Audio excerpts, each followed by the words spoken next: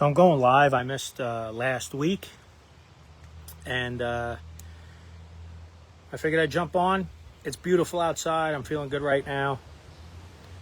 So I wanted to talk this week about why people might not reach out for help. Maybe stay stuck in certain patterns, kind of want change, but don't really know how to bring themselves to actually, pushing through to get that change that they might want. So before I jump into that, I just want to say, let's go Knicks. I had a bunch of my friends up at the house watching the game, and it was pretty cool. I'm a little older, so I was around, 94, 99, and here they are, champs. So was pretty excited about that. And quick story before I jump in. Last week, I didn't get a chance to actually mention this, but my son was on his first all-star team for baseball. The town did a great job. It was really cool. They announced the kids in the beginning of the game, and then they went up to the plate. They had music going, and the kids put on a show for the adults, actually. It was a great game, 13-11 going into the last bottom sixth inning. And my son's team was up. And, they chipped away. They wound up getting 2 runs. So now it's 13-13. Bottom sixth, last inning, 2 outs. Runner on first. And my son is up at the plate. So I saw him in the on-deck circle, and I said, "How you feeling?" And he said, "I'm really, really nervous." So he was in a big spot. Everybody's relying on him. And he came through. He hit a hard ground ball right up the middle. Couldn't make a play on it. So he advanced the runner from first to second. Kept the inning going. Next batter up. Hits a hard base hit in between short and third. And the kid from second scores. And they win 14-13. And it was pretty cool to see some of my son's friends and teammates putting him up on their shoulder and stuff.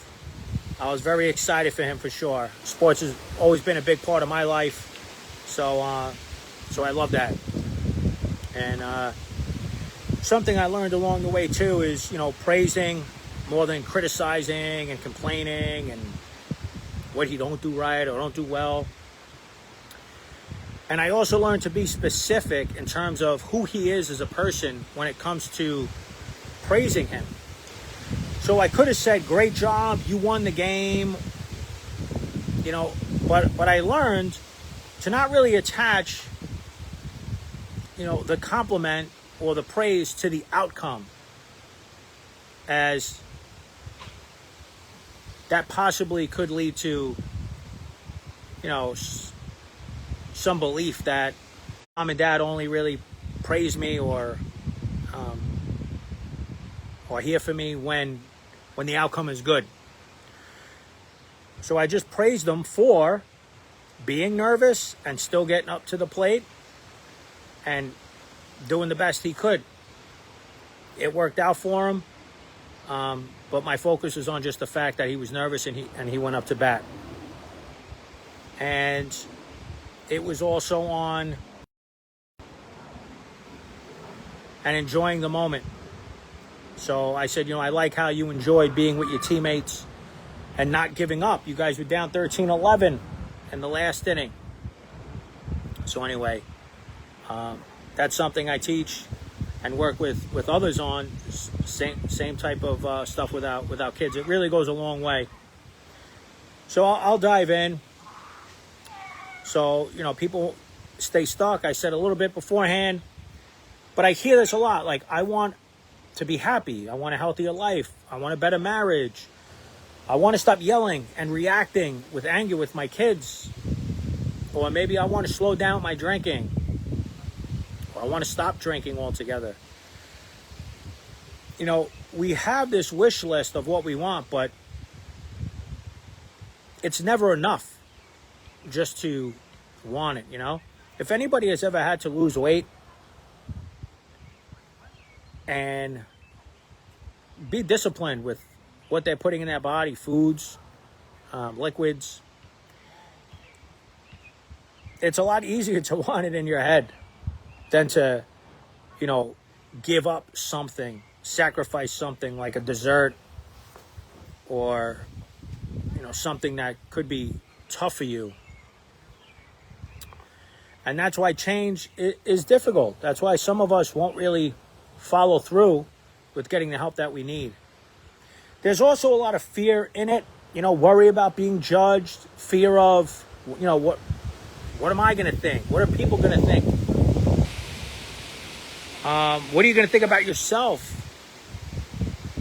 And again, all of that just keeps us stuck in the same cycle where we're at. There's, if we're trying to rewire your brain, that's healing. And this is years and decades worth of living. It's, just wanting to change, it's not going to cut it. So it all doesn't come at once either.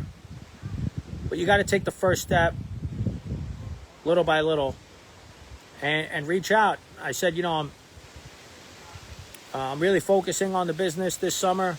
Usually I'm focusing on the business anyway, but I got some things going on business-wise. Got an LLC in the works. I got a business name, new website, and I'm excited. I'm excited to share that with everybody. And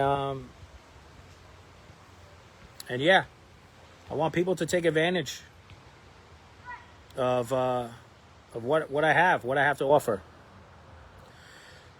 So anyway, just some examples maybe you can relate to. Obviously, you don't have to relate to every one of them to be like, oh, okay. But keep an open mind. So being stuck, what does that look like? Repeating the same arguments.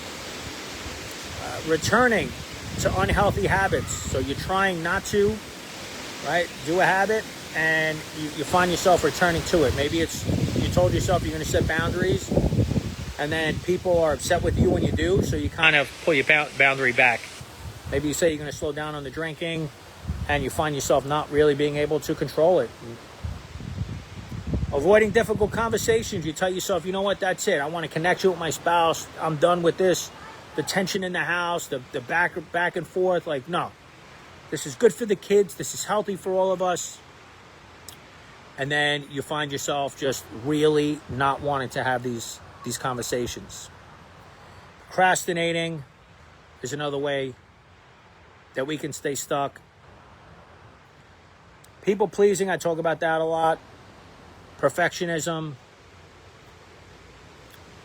So a couple of ways just to get you to identify being stuck is just, it's really getting in the way of how you want to show up in your life.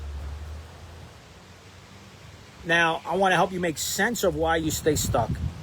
Why I stayed stuck for many years is because that is familiar to us. Staying in the same place. See, there's no fear. There's no worry. There's nothing. I don't have to change everything. Just keep things as is. Just move forward to the next day. And one of the biggest reasons people stay stuck is because for people's nervous system, familiar feels safe. So you're actually doing it to yourself sometimes. You're trying to keep yourself safe while not really reaching the potential and actually sacrificing a lot of your own happiness and joy in life. Because your nervous system is just better off when we are not rocking the boat.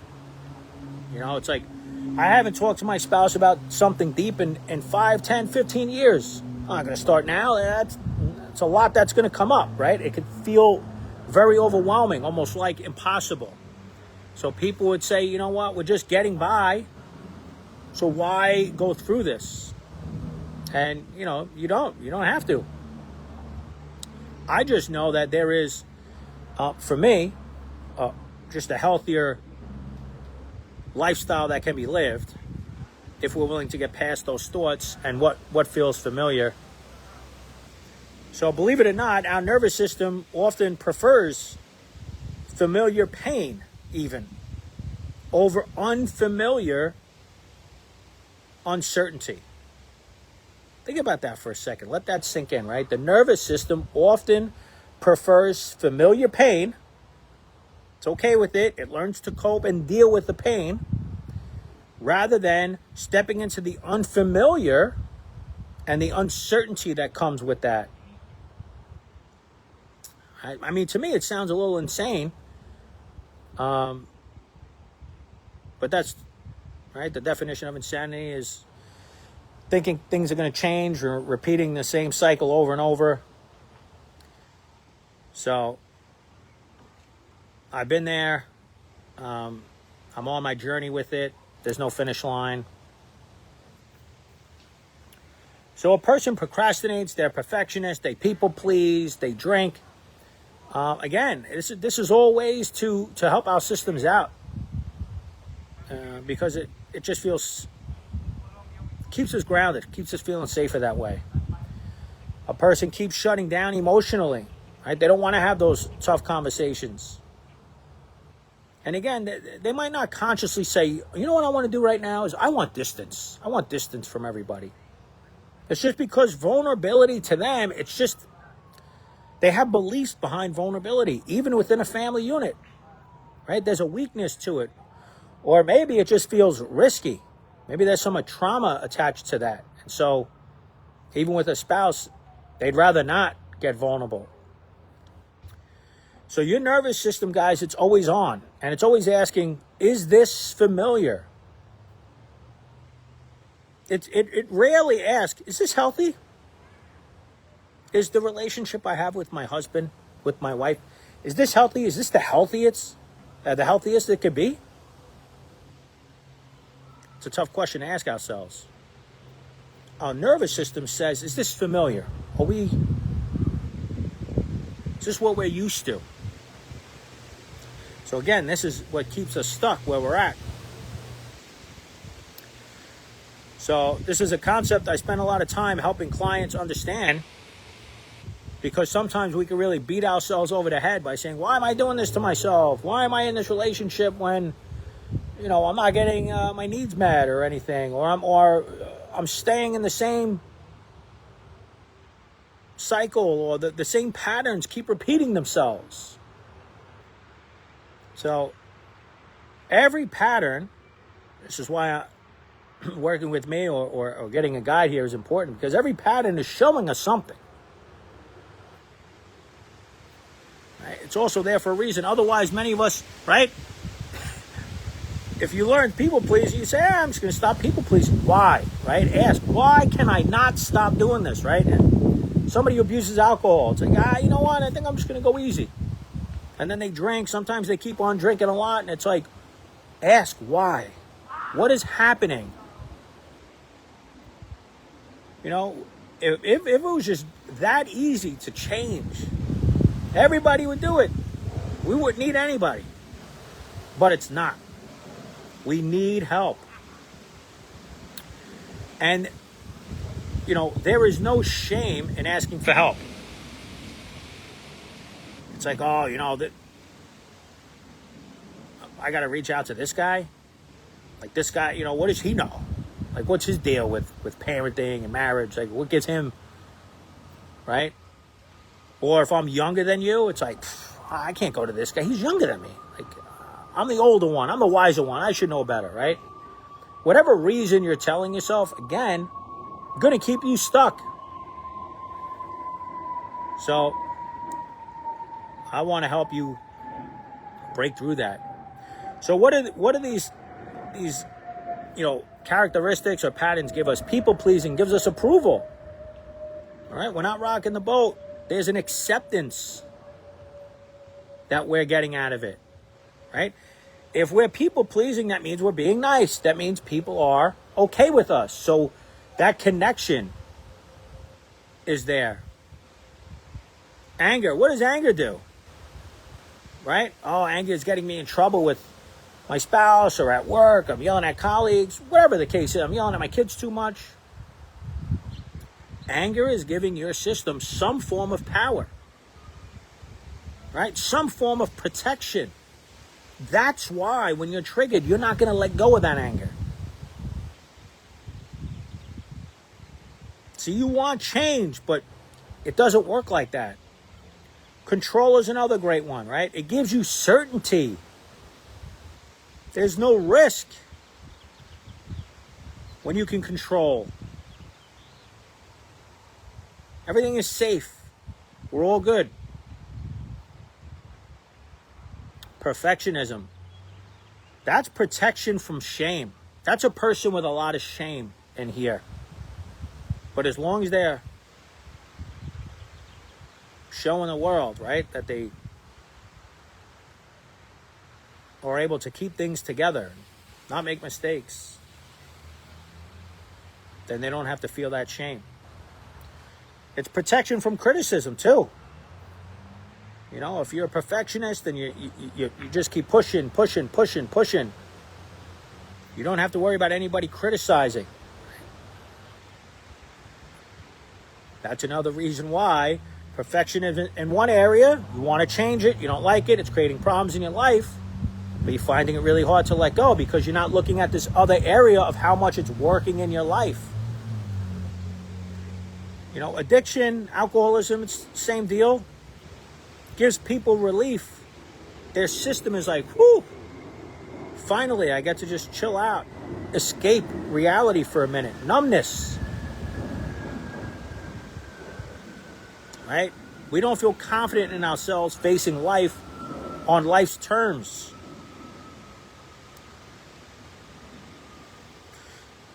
If a pattern did not have a purpose in your life, you would have stopped doing it a long time ago.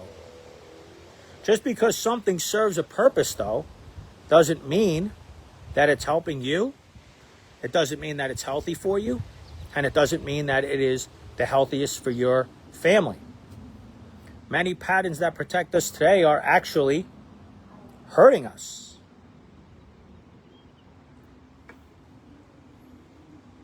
Sometimes people are not just changing their behavior. And I know a lot of times we get caught up on the behavior. That's what we see on the surface. But underneath it all, it's those 7 core wounds I talk about. It's what's attached to those wounds, beliefs that we formed about ourselves. Right? We are changing your identity. That's a big one. So maybe you spent years, as the caretaker of your family. The peacemaker. The rescuer. The strong one in the family. Maybe the overachiever. Right? Or the responsible one. When you change a pattern, sometimes it feels like you're changing who you are. And that's a tough one, guys. See, all this change we want, we don't realize what it does to us. We could start second guessing, do I really want this? Like, why do I feel so uncomfortable about this change? I thought I wanted this. I thought this was going to make me feel better. But think about that. You've been living a certain way for so long with certain characteristics and behaviors and patterns that now you might be learning otherwise. And you might be reflecting and saying, well, who am I then? This was such a big part of my personality. So that could deter us again from following through with this work. So I know this one personally. When I got sober 16 years ago, I thought sobriety was going to solve everything. And for a very long time, I truly believed that. I know one thing's for sure. It helped save my life. There's no doubt about that. And then it put me in a position where I could help others. It changed my life in many ways, for sure.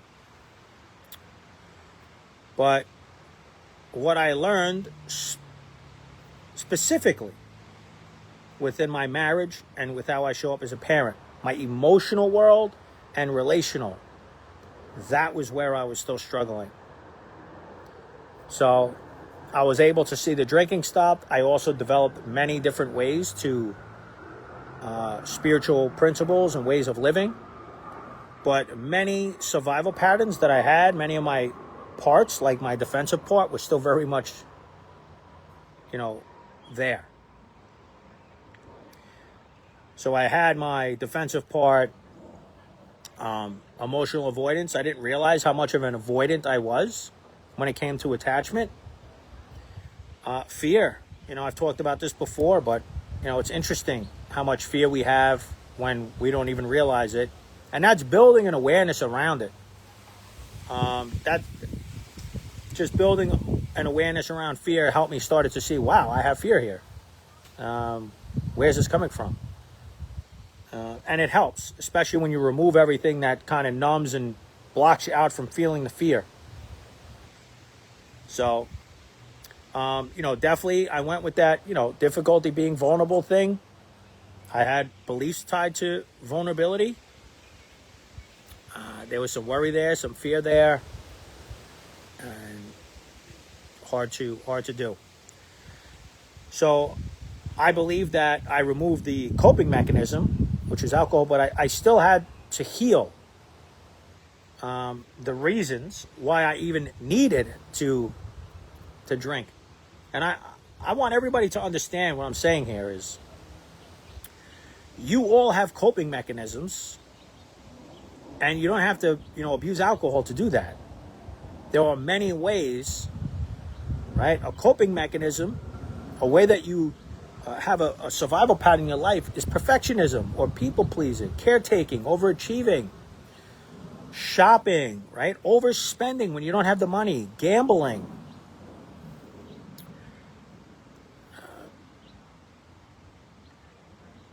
The attachment styles, having the anxious or the avoidant attachment, which leads us into how we try to communicate and have these conversations with our loved one, not realizing that we're coming from this wounded place inside of us already.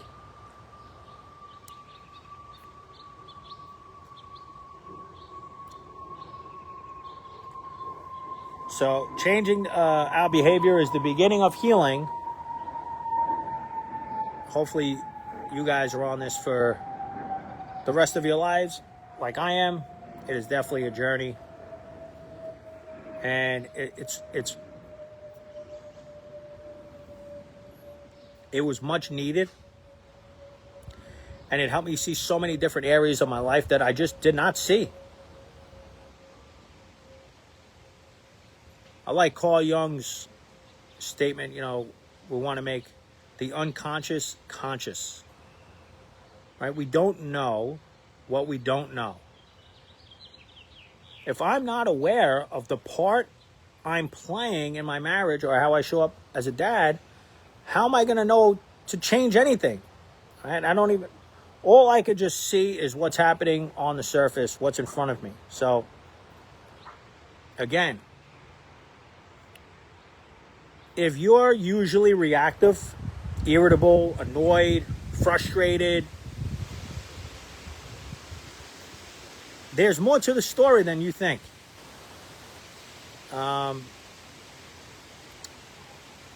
So again, I want a better marriage,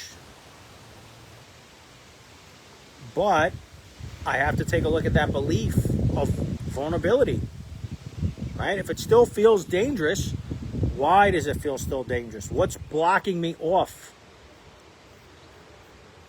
And this is the work. So if parents want to, react less in the home,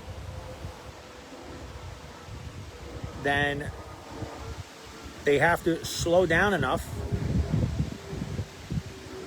which, believe it or not, slowing down sounds great. And people are like, oh yeah, I just need to breathe and slow down. But we don't realize what happens internally when we do try to slow down. It's very uncomfortable for some of us. In fact, it can be very triggering. So many people are not fighting change. At the end of the day, they're fighting the discomfort that comes with the change. So think about a pattern you have. Take a minute or two to think about one pattern that you've been trying to change on your own. Maybe it's been the past few months. Maybe you've noticed a pattern you've had for 20 years.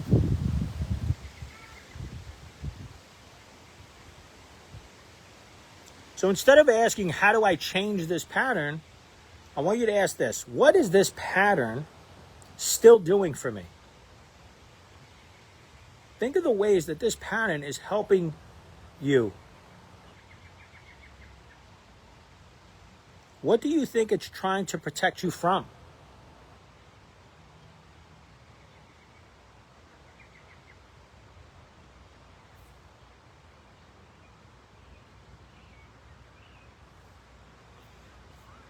What would happen if you started to heal this pattern? If you started to let go of this pattern? What do you think would happen to you?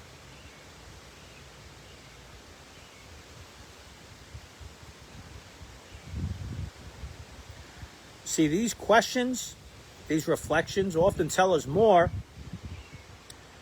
what's going on with us than just the behavior itself. So this is where I spend a lot of my time with clients, because awareness, like I said, is very important. But awareness alone is not going to be enough to bring about change. So understanding before judging. Most people immediately judge themselves. We can be very good at judging others. They say, why am I like this? What's wrong with me? I know I have these patterns, and I know I'm doing this, and why can't I just change? Like, why do I eat the dessert late at night when I know that I'm gaining weight? Why do I yell at my son or my daughter when I know they just need me to step into their world and just hear them out? One of the first things I help clients do is understand the patterns that they have before attacking the patterns, right? We don't want to attack ourselves. You don't heal by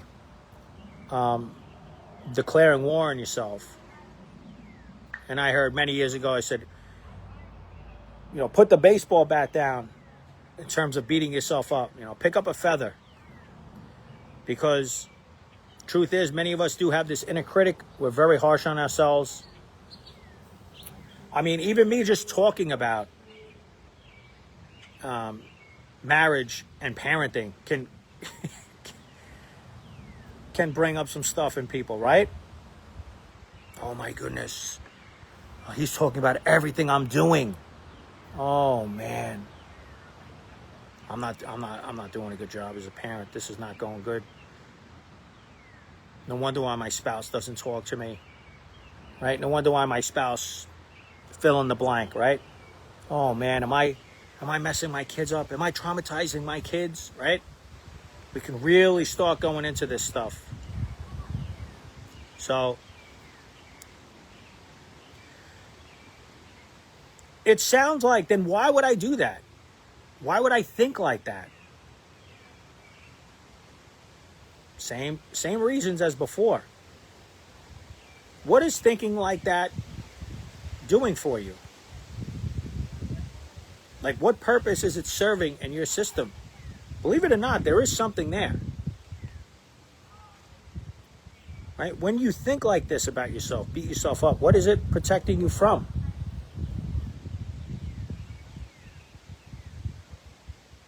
When did you learn how to be hard on yourself?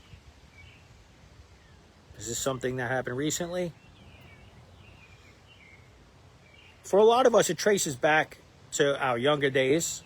I share this quite often. And it actually ties into the beginning of my talk today. if you're somebody that grew up in a home where there was a lot of yelling, a lot of criticism towards each other, a lot of judgment towards other family members or just other people, a lot of negativity, that's the inner critic. That's where it forms.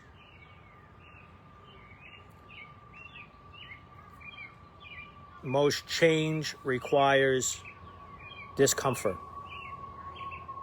And that's right? It's like, why am I going to pay somebody to make me uncomfortable? Right? I'm just battling through life as it is. Let's just leave things be.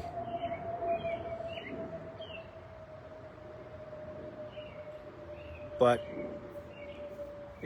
people want all these good things out of life before they take the action to do that, right? People want confidence. They want high self-worth. But all of this usually comes after taking certain actions, right? As the healing process starts to unfold. People want certainty about their interactions with their spouses, with their children, before really getting involved in any type of boundaries. But certainty often comes, right, after we start learning about boundaries. Growth usually feels uncomfortable before it ever feels empowering to us. Healing often feels worse before it feels better, because you're giving up familiar protection that we had talked about earlier. So, interesting to think about that, right? Healing often feels worse. It's like, wait a second, what? I'm coming to you to take my pain away. I have so much going on in my life. Like, you're supposed to make things better. And here you are telling me healing often feels worse. And that's the truth. It does feel worse. It feels uncomfortable. There's more fear. You're starting to feel things you never felt before. Maybe memories are coming back. A lot of things are happening.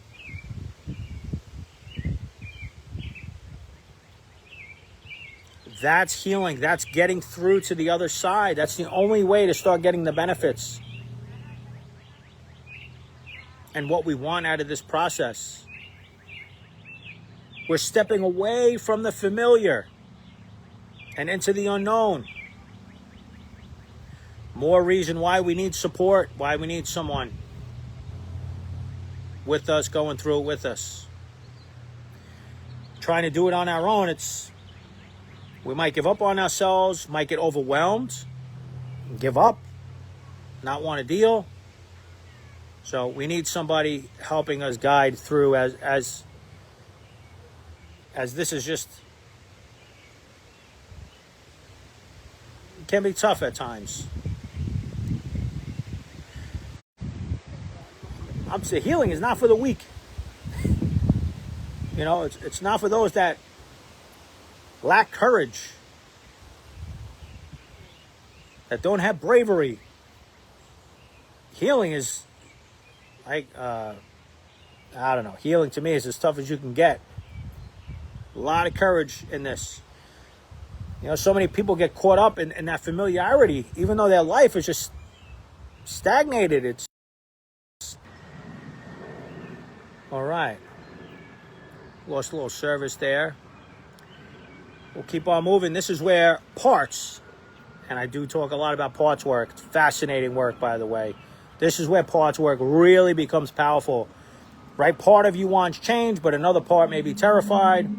Part of you wants a deeper connection with your spouse. Another part is not sure about, being vulnerable. One part says, hey, I want a better marriage. Another part says, don't open up. One part says, I think it's going to be good for me. Another part says, but what happens if people get upset?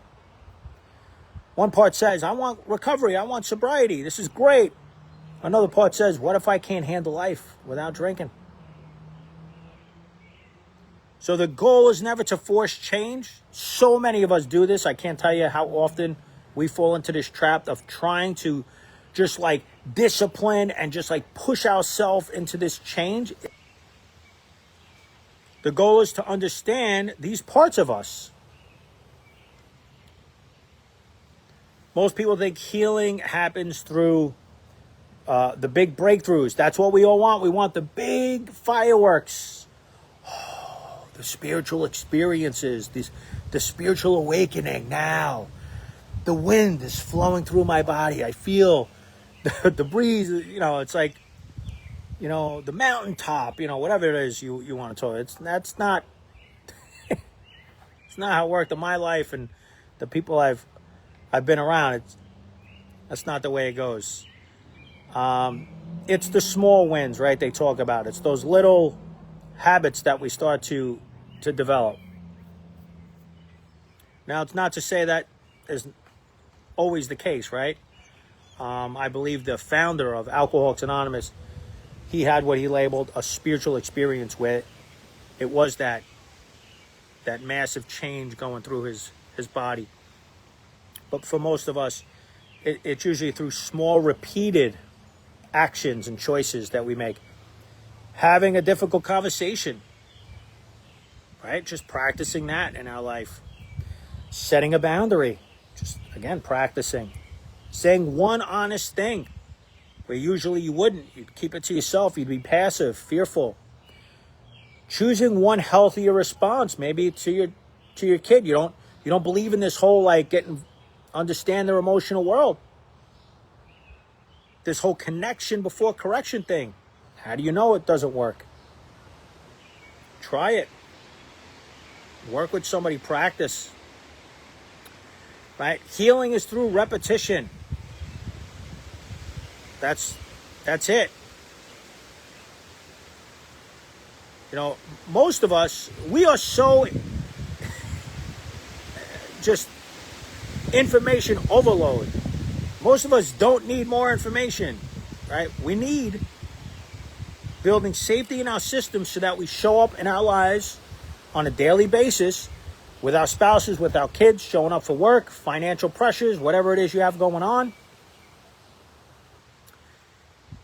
And practicing, having those hard conversations, setting those boundaries, showing up when you have fear, showing up when there's that uncomfortability, letting go of some control when it's the last thing you want to do. These are these small wins, right? Again, we're moving your system from one area to another, right? We're rewiring the brain. It's like, I don't know if I could do this. I'm terrified. I'm shaking. We got to do it. With support. I can't say safety enough. For some people, they might not understand what's this whole safety. So many of us don't feel safe in our own skin. Sometimes we need help seeing how deep that actually runs. So we need safety within ourselves to build safety in our marriage, safety in our relationships. Because when people feel safer, they become more willing to try something different. People rarely change when they're forced. And so many spouses do this, whether people do this to themselves or right? Look how much you're drinking. You're such a loser. All these problems. You're creating the family. Right? Whatever. Spouses can really be nasty and hard on each other, on the other spouse, and disrespectful and verbally abusive. That's not going to make the person change. It just doesn't. Shaming somebody, belittling somebody, putting them down, that doesn't work. Probably going to make the situation worse. And then you're just going to get more mad and go attack them more, not realizing that you're potentially playing a part in exacerbating your spouse's survival patterns. People change because they start to feel seen, heard, and understood. They feel safe. That's the work I do when I'm with people or I'm with clients in the office, could be on Zoom, whatever it is. I'm not attacking them. I'm not judging them, making them feel worse about themselves. I'm not crushing their spirit, verbally attacking them. I'm accepting people for exactly where they are, good, bad, and ugly. Even the parts of them that they've been running from for years. I allow people to bring their whole truth in front of me and shed whatever protective barriers that they have and be as raw as possible.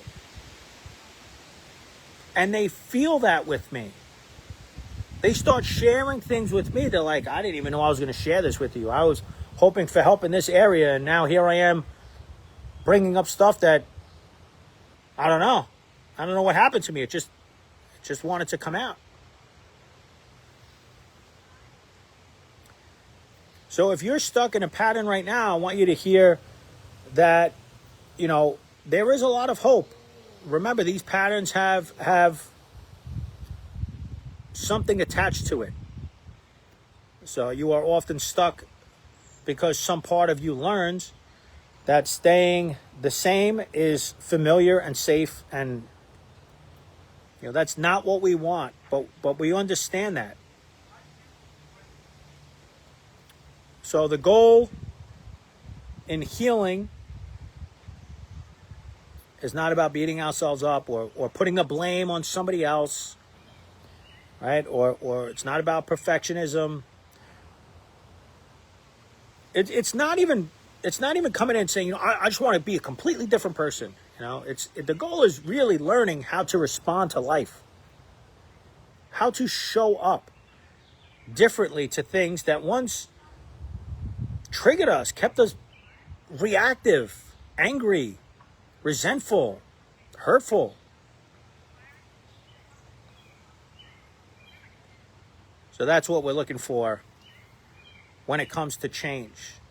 Because like I said, a lot of people have beautiful parts about themselves.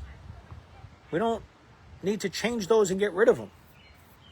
We actually show love to those parts. We embrace them. We allow those parts to flourish in our system. Maybe these beautiful parts of ours, we kind of like hit back.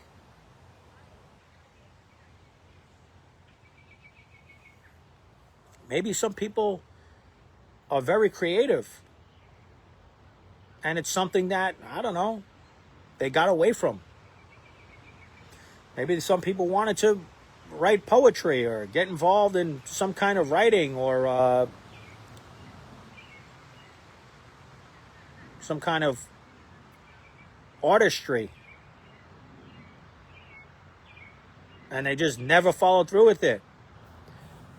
Maybe somebody always wanted to learn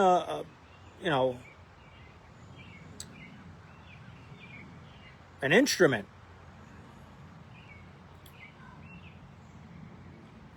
And now all of a sudden, as we start to, work on ourselves in here, we find so much of ourselves are kind of opening up this whole new, like, wow, I didn't know I wanted to, learn an instrument like this before. Actually, now that I think, years ago as a kid, I kind of liked playing this instrument, whatever it is. And I didn't like getting yelled at when I messed up or whatever the case is. So I never went back to it. This is giving ourselves permission to live life. That sense of, we're not involved in that mental or spiritual prison anymore. We're allowed to show up in life with some freedom.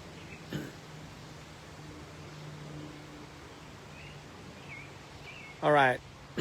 I'm 45 minutes in. That's good enough for me. If anyone has any questions or anything, I always give it a minute or two. I enjoyed jumping on, sitting outside, beautiful out. And I said, you know what? I don't want to wait till the weekend. I'm feeling pretty good right now. Feeling in the mood to share a message and hopefully help.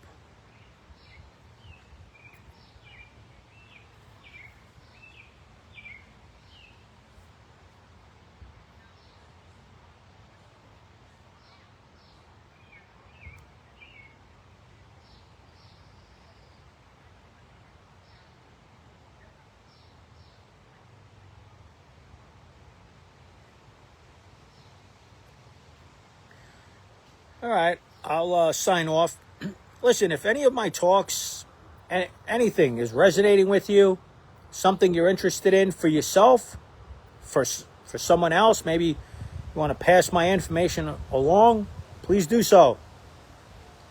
If you or someone you know is interested and need help identifying a lot of the stuff I talk about, the patterns that maybe you're seeing, keeping you stuck, like, don't hesitate. I'm telling you, reach out to me.